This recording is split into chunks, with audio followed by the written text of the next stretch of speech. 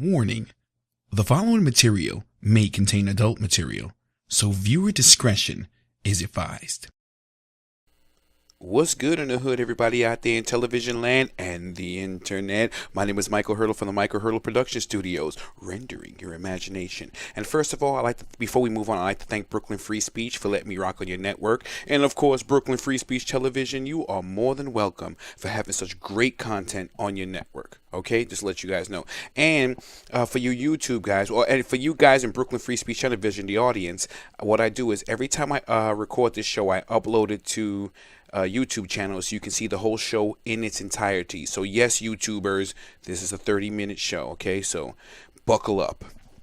So anyway, first of all, I'd like to apologize. Second and third of all, I'd like to apologize for the repeats that I've been handing in. I didn't mean to do that. I've just been really busy. And I tell you what I've been busy working on.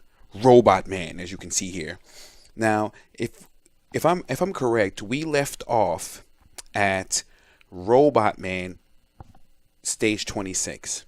I've taken off a lot of time, and I've been working really hard with Robot Man, and I've been putting in mad time with this thing because I don't know, it's not for anything particularly, it's just for my own personal project because it's actually a training mechanism for me because I really want to get deeper and deeper into this program and do things that just anyone can't pick up and just do. I like to do things that's impossible.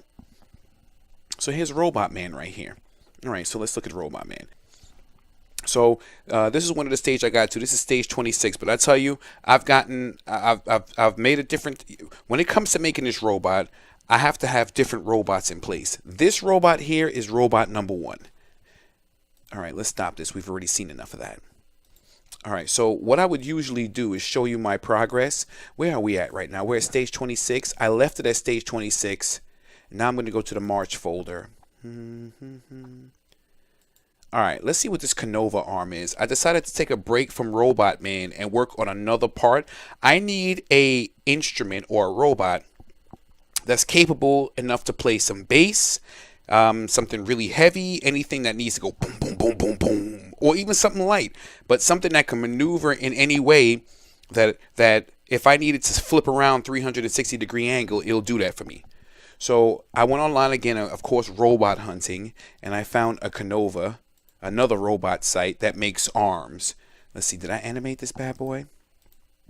Now, when I first saw this, I was like, this robot is dope. While this is playing on the screen here, I'm going to see if I can pull up, where I originally got this robot arm from. Let me just move this over here real quick. Can I move this over here? I apologize for that. All right, good. That's not going to work. Here we go. So originally, if you're looking at the screen right now, this website, I think it's called a Canova robot. They help out a lot of like disabled people. These are actual real robots in production, and they help out disabled people that's really disabled. They can't move their arms. Some people don't have any limbs, any legs, any arms, and this robot is a lifesaver for them. And when I saw it, I was like, man, these robotic people are designing some really awesome robots. And I said, hey, to myself, excuse me for a minute. Let me see if I can get rid of this. And I said, hey, to myself, I'm going to try to see if I can mimic to do this robot. So this is the stage I've gotten so far when it comes to making a robot. When it came to the base of the robot, it was pretty simple. I just used a polygon, I think I used a polygon cylinder, and I extruded it in certain areas. But the part that was really hard, and it really had my brain thinking, was this part right here where the mouse pointer is. Let me see if I can highlight it so you can see what I'm talking about. Just this part right here. You know, normally I would be embarrassed to say how long it took me to actually make that just the way I wanted it to. And if you look at the original model, it doesn't even look too much like it, but it looks similar to it. But for some strange reason, I could not get that shape that I originally saw on the website. But then again, I was going off of my eye. I didn't have any reference photos. I didn't have anything, but just that one website you just saw me show you, I was using that as a reference. And what I liked about this robot arm is that you can move it in any angle. You can move it in 360 degree. As you can see, the arm, I like the idea because now imagine having something at the end of this robot's at the end of whatever that is. I don't even know what to call it. The end of like the forearm at the tip here. And you can put like a drum instrument. You can put anything. You can put something that I can connect to it, and then when I move it over, it moves something over for me. Or I can move the robot arm, and it will connect to like a what's it called again? A malice head, and you can put the malice head on it, so you can go boom, boom, boom, boom, boom. You know, just for the instruments, right? And I kind of, like I said before, this kind of looking online and seeing Animusic, and if you don't know what Animusic is, their website that used to make animated music using 3D programs like this, and they came out with some really dope stuff. And they started a Kickstarter account about 5-6 years ago, and I never heard from them since. So I'm assuming, because me being an animator myself, I'm assuming that they have a team and it's taking them this long. Either one of two things: either they are taking a very long time to make this animation, because shoot, it takes sometimes Pixar, and that's a whole team, 5 years to make a full movie. So I can imagine these guys trying to make a DVD and actually do something very creative, you know what I mean? So I know it takes them a very long time to do that. So I will not be too mad at them. There's a lot of other people that are very upset with them because they did start the Kickstarter account 5 years ago.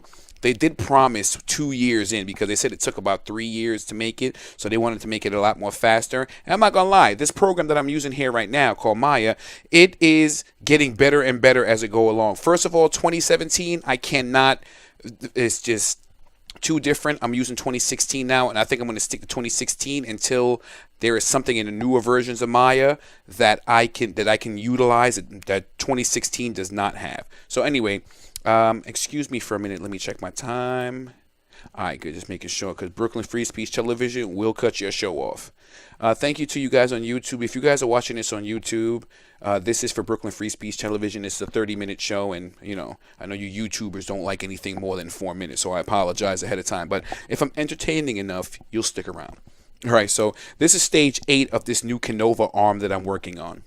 So let's move forward. Let's see what stage 9 has for us. Did I do anything with stage 9? Oh yeah, this is where me, as you can see, I took the arm a little bit further. Now, if you look at the robotic arm on the website that I was on, it had a movable knuckle and kind of like wrist that it can move around. But I said I didn't really need to make that because I don't see any situations where I'm going to have to use that moving around. But now that I'm working on it a little bit more, I'm beginning to say I should probably use that moving wrists to make sure they can bend in certain ways. But this is good enough for me right now. In the last in stage 8, you saw how the robot was moving and everything in the arm, how the arm was moving. So this, what I decided to do was put like a digital malice at the end of that arm, and I parented it to the rest of it. So it's like, you know, it goes boom, boom, boom, boom, boom. So of course, let me see if I can just take the access. Move it, so boom, boom, boom, boom, boom, boom, boom, boom, boom, boom, boom, boom, boom, boom, boom, boom, boom. I know I sound crazy right now, but you get what I'm saying. And the best thing I like about it is that when I duplicate this arm here, I don't have to duplicate it in a negative axis. I could just duplicate it side by side to the current, the original one, and I could just turn the top of this 360 degrees, and it doesn't matter because it'll always be in whichever direction. I mean, if you wanted it to be duplicated and be turned to the other way, which would be a lot more better, but you don't have to, because look at this joint right here. Dope, yo. So like I said before, if you haven't, this is the first time watching this episode, you should definitely go to michaelhurdle.com. It should be on the screen, and hopefully it'll take you to my YouTube channel where you can see some of the episodes that I've uploaded to YouTube. So people who miss it on Brooklyn Free Speech Television, they can go on YouTube and see it. The reason why I'm making this is because if you, let's open up FL Studio real quick. All right, so we're in FL Studio, and I have a beat here. I call it Animusic type beat, but I'm going to change that because it's kind of Animusic type beat, but it's kind of not anymore. All right, so let's see if we can play this real quick if you haven't heard it before.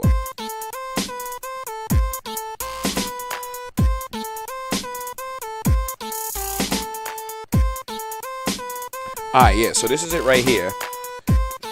This is just a pretty simple beat. Now, actually, I made this beat when I was first learning FL Studio, which I still am learning FL Studio to make the beats. But this beat is okay right here. These synthesizers are incredible, and they're not that expensive for this synthesizer, of course. I think it's like $9 a month until you can pay it off, which is really great, right? But it has tons of other synthesizers that now I'm kind of being honest with you. I think I'm kind of getting like kind of annoyed with this one beat that I made here, because you can make so many other beats in this program here. So I mean, I have right now I have Serum open, but let's just say I wanted to. Oh, I have another Robot Man project, so let's go to that one. Robot, I call it Robot Man. Really nothing. Let's see what I have with this one, just to make sure.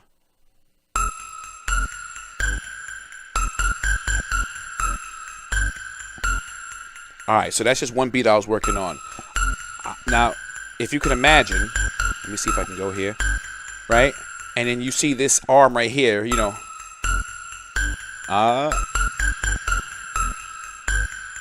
You get what I'm saying. I'm going to make it better, you know, animated, but you know what I'm saying. Get what I'm saying now?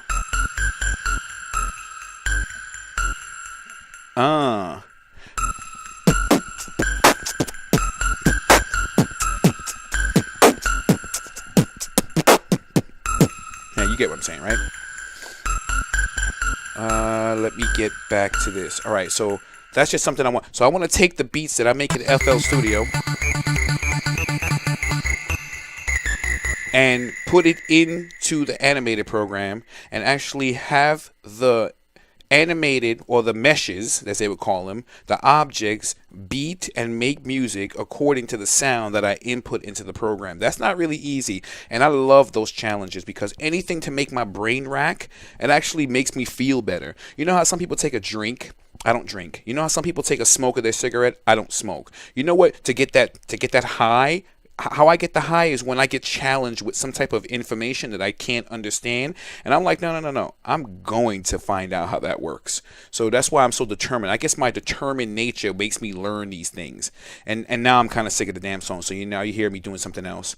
What I like about FL Studio is that I'm like I said, I'm just still getting my feet wet with FL Studio. I know a lot of people use Nexus. You can create so many dope things in Nexus. It is ridiculous.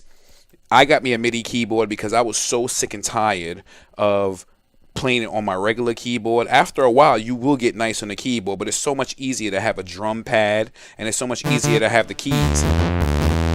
So I could just create on the fly. It's a lot more easier for me.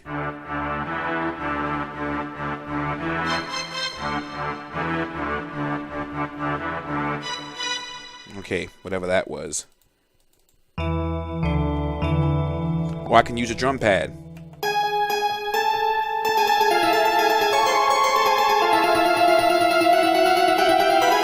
That's me on a drum pad, by the way. And I can switch up.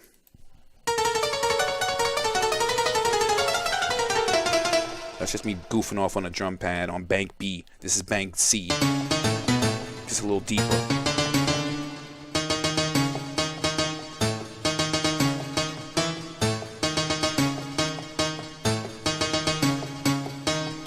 You get what I'm saying, right? So now we got that program. Let's minimize that real quick. So this is what I'm talking about, how I want my instruments in my animated program to play to the beat. One of the challenges that I have is actually making a really nice beat, because I'm very limited when it comes to learning FL Studio. All the time I was learning video editing, I was learning animation, I was learning After Effects and all those programs, but I never really sat down and learned the audio program, because I was like, I was never really interested. But I always had these beats in my head, and I said, all right, let me just get a MIDI keyboard and see where it takes me. And now this is where the MIDI keyboards took me so far. So now I've put in some textures to this new Canova arm. Well, it's not going to be called Canova arm. I think I already have a name for it. I think it's called Malice Bass or something like that. But let's move on. I think that's stage 9. Let's get out of here into the animations and go into something more current, something in March. Now, in order how I put that together, this Canova arm, why I was so embarrassed, why it took me such a long time to put this whole thing together, is because there was a lot of challenges that I met that I wasn't really prepared for. And I'm really glad that I learned this now, instead of me in the future where a client comes up to me and says, hey, Michael, we want you to do something. And I'll say, no problem. And I told him that, it'd be ready in a specific time. And then when these clients came back, I'm not ready. It makes you look bad. So I'm glad this is happening now. So what I've done is I've taken I was going to model the arm using nothing but polygon surfaces, and polygons are a lot more easier to manipulate and move and connect and stuff like that if you know what you're doing. But I said to myself, I'm going to go to directions of NURBS surfaces, because the reason why I like to model in NURBS is because you have more control when it comes to the smoothness, and you have more control of where you want the control vertices and control points to be.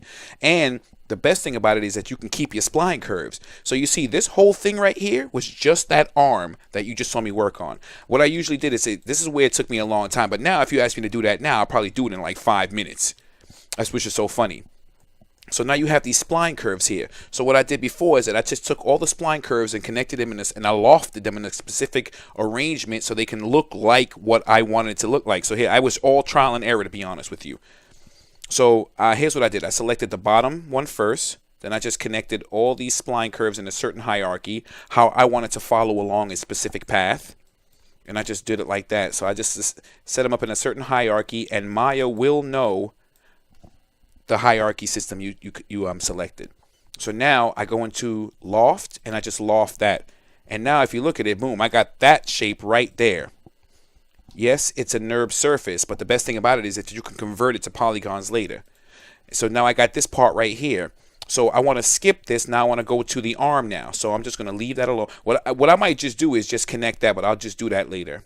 As a matter of fact, you know what? I'll do it right now because it may be a little bit difficult. I'll push G on the keyboard to repeat my last step. So now I'm going to select that by itself again, and I'm just going to keep going up this arm because I want the arm to be one NURB surface on its own. Let me see where I'm at with this. All right, here we go. So I'm just going to keep selecting it in the same hierarchy that I wanted to follow the loft when it lofts itself. All right, so I'm going to push G on the keyboard to repeat my last step. Oops. So there goes the arm right there on its own. Now that looks dope. See what I'm saying? I mean, one of the curves are off track, but this is like one of the old surfaces that I put together because as you can see, one of them looked like it's kind of drooping. And I was like, that's a little annoying. Let me see if I can get that out of here. All right, let me see if I could just move that up real quick. You know, but you have to adjust your curves. You may have to make them smaller, but you know, you get what I'm saying. So this is the arm right here by itself, and then I just continued on. Like from here, I wanted to have a middle too, so I wanted these two to connect separately. So I put that there. I'm gonna fix that later. Oops, sorry. Oops, let me put it back to a single perspective. All right, so now I wanted to have the little arm that's hanging off that's going to hit the malice. So once again, I'm going to go here. Where do I start? I'm going to start from here, and I'm just going to keep going all the way down like I did before. And each NURB circle, I just shaped them differently to be according to how I want it to be in the hierarchy. And when I push G again, oops, let me just do loft. It may have not. And now I have that arm by itself. Look how simple that was. You see how I did it in 5 minutes? Literally, that thing took me about 5 days to just learn how to do this on my own because I was a little stubborn. I'm not going to front.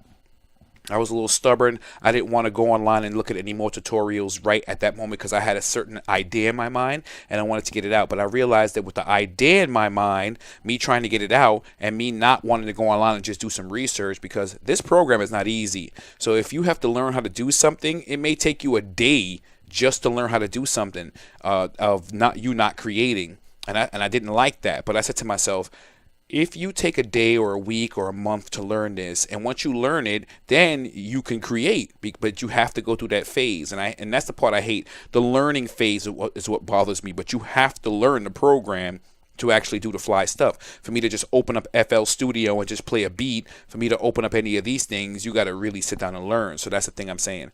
So as you can see here now, I got that shape I was looking for. And then, you know, I just got a little creative, and I just swole that. Let's see. I just took this cylinder. I just took this sphere, and I just shaped it to be the size of the malice. You know, where is that thing? Here we go. You know, I mean, you can tweak it around like I did before. What I did, I just selected some faces, and I just went around. Let me just select these by itself, and I just did this. You know, something. Oops.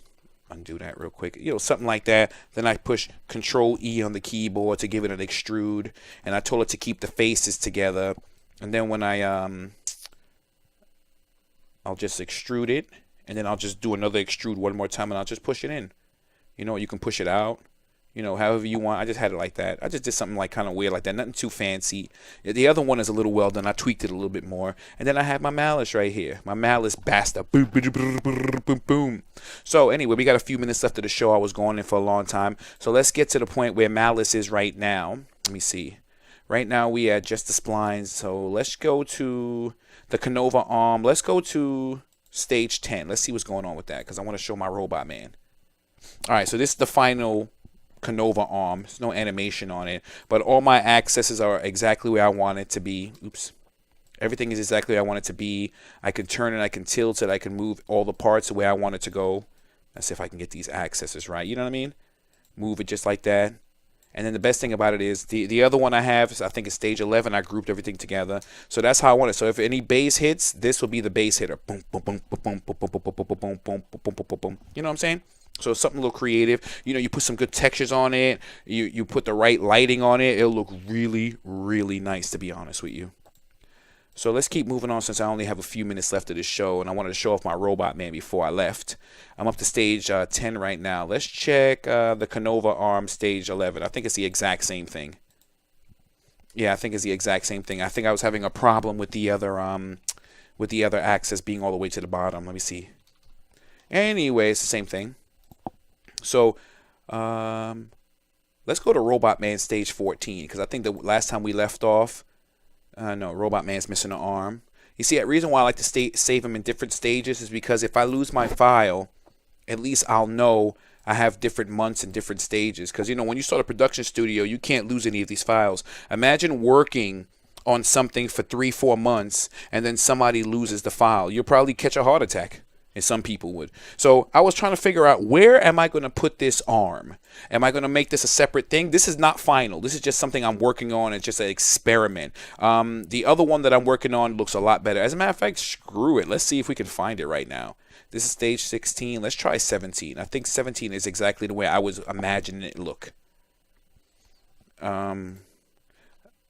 This is not how I would fully imagine it looking. Because imagine right now, you have Robot Man right here.